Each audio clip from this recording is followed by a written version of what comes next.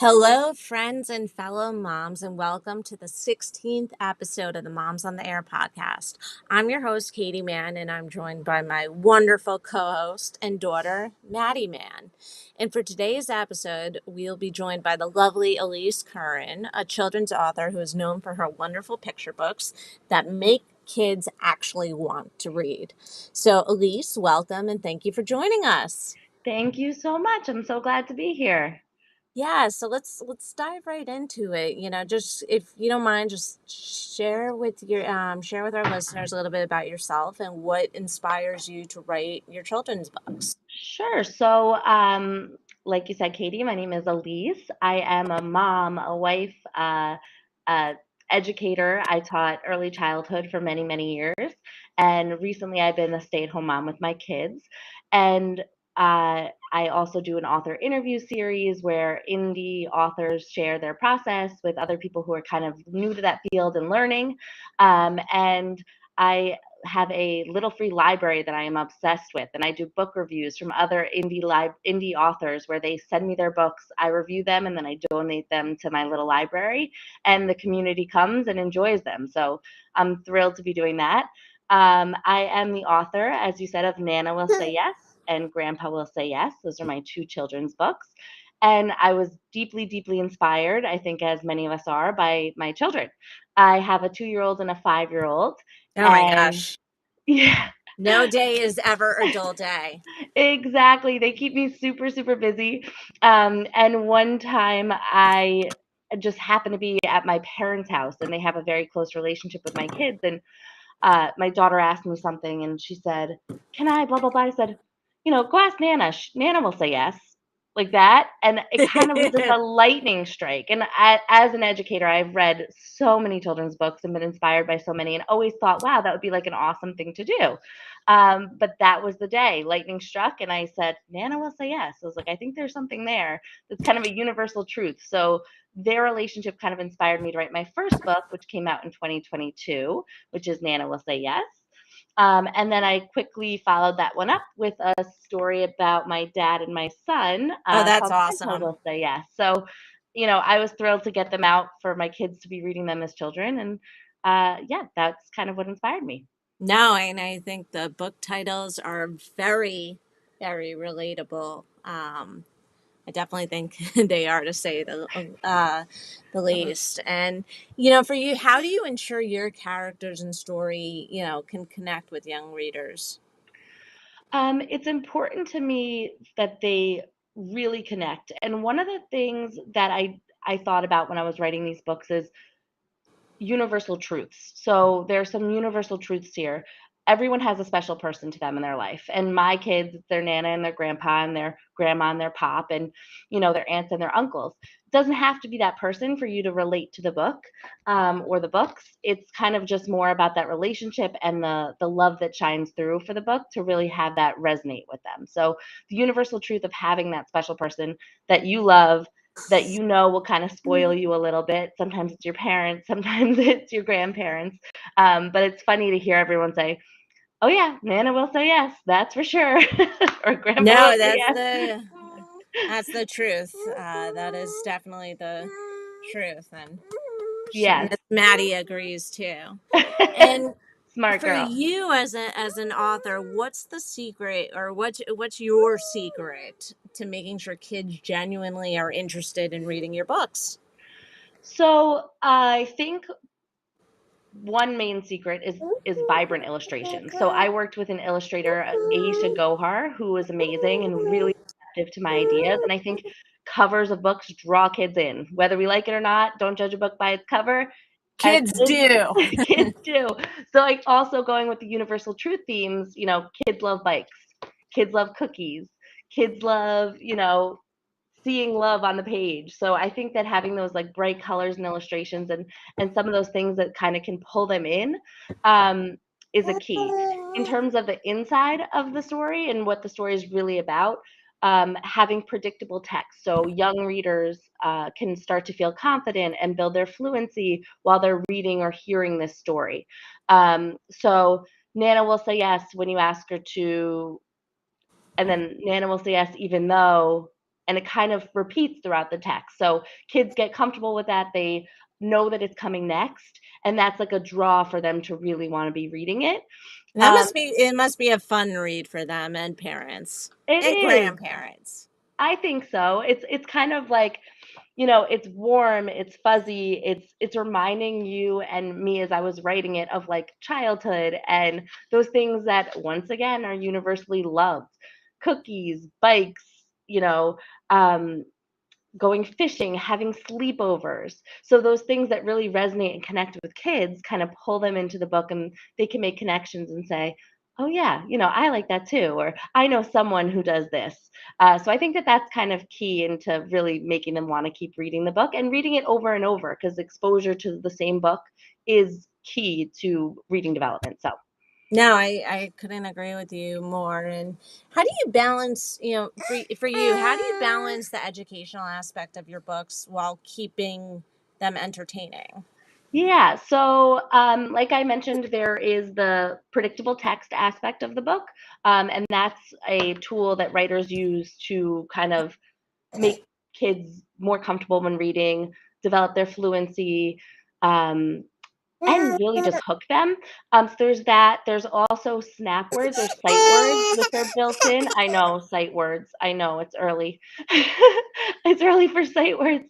But those words that in kindergarten, we really want kids, kindergarten through second grade, to kind of memorize and have them known like this. So throughout the book, I purposely put in words like will, say, yes, you, to, go, the, look. And that's kind of the educational piece for the early childhood aspect of it.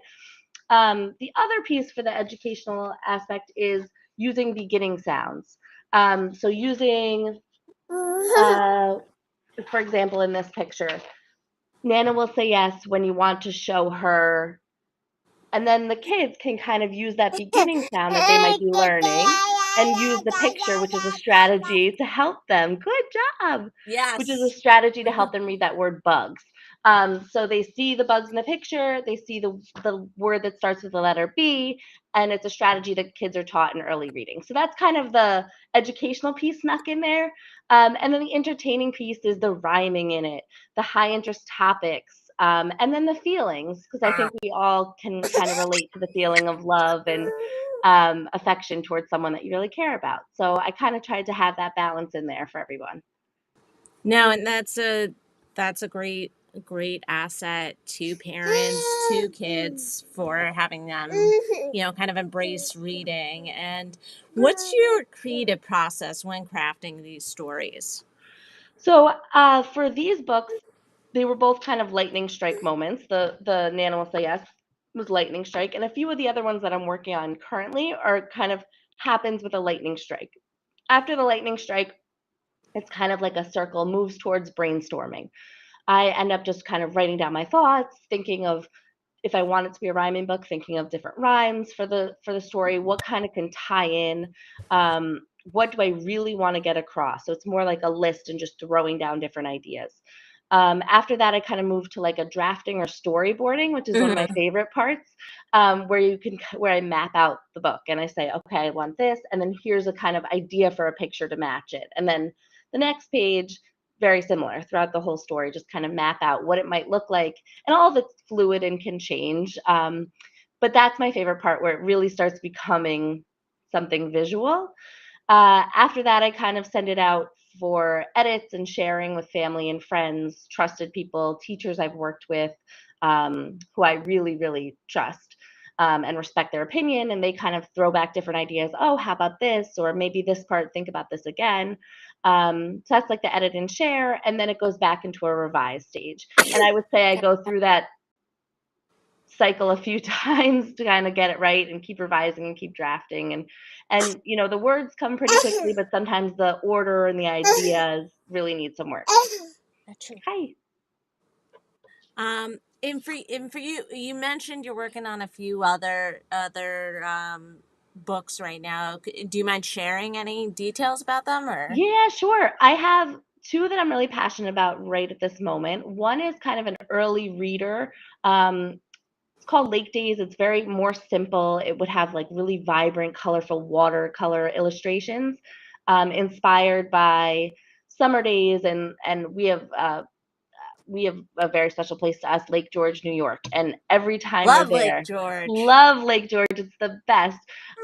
So you know how special it is and what it means to kids growing up there. And I've grown up there, for summers, and it really just is like a special moment. So I kind of wanted to encapsulate that by, you know, making a little It's a little bit of a love letter to Lake. ode to it. Exactly. And then the other one I am working on, which I'm really passionate about, is about really big feelings. So it's about starting again. It's kind of providing a strategy to kids when they're in that moment and they have these huge feelings. And toddlers, we know, will really give you those big feelings, and they need 100%. It's 0 to 100. and they need help getting through them. So it's kind of it's called Starting Again as Your Friend, and it kind of goes through on like how you can reset, take a breath, and it follows a child through their day, with little frustrating moments that might happen to them and how they can kind of make their way through them. And I'm excited about it. I'm hoping that it'll be out within, maybe the next year. That's Um, awesome. yeah, so it's kind of in that brainstorming. It's in the storyboard phase. And then I'm going to be putting it out for some edits and sharing. And yeah, but it's really fun to kind of see it come together from like an idea in conception to all the way through to the finished product. So those are what I'm working on now. No, that's great. And kind of just shifting gears a little bit, is there for you, has there been any memorable feedback from either young readers or parents that, kind of touched on how the book impacted them? Yeah, I would say it's a great question because it's really like a touchy-feely thing for me when I hear, "Oh, wow, like, you know, my daughter or son picks out this book every single night for bedtime." And that's really memorable to me because I'm like, "Wow, that's a memory that they're making with their parent and a bonding moment at the end of a long day, that this is what you choose to pick out," is like, it's really heartwarming. And then the other thing that really sticks out to me, is parents and grandparents saying to me, adults remembering their time with their grandparents when they were younger, and saying it like flooded them with memories, and reminding them how special their grandparents are, and like how that relationship was kind of like next generation for them. So that has been huge for me to hear, adults remembering their time with their own grandparents, and me seeing my kids with their grandparents. It kind of just feels full circle. Yeah. So that has been super memorable to me about the feedback I've been getting. No, that's awesome. And who are some of your favorite writers and children's writers? I love Laura Numeroff, the Give a Mouse a Cookie, if you give a mouse a cookie, and like the Great book. oh, it's the best. And that really inspired me with the predictable text aspect of my book to really like hook and draw in. I'm a big fan of Natasha Wig, who has the Night Before series.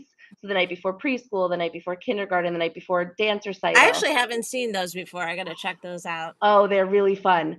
They're fun, and they have so many. Like every holiday, my daughter wants to get the new one for, oh, it's going to be Halloween. Let's read the night before. And we end up reading it for like a few weeks before. She's obsessed with them, and I love that. Um, and then I've been really inspired by a few indie authors recently, specifically Megan Kraft, who does a series called Mission Inclusion.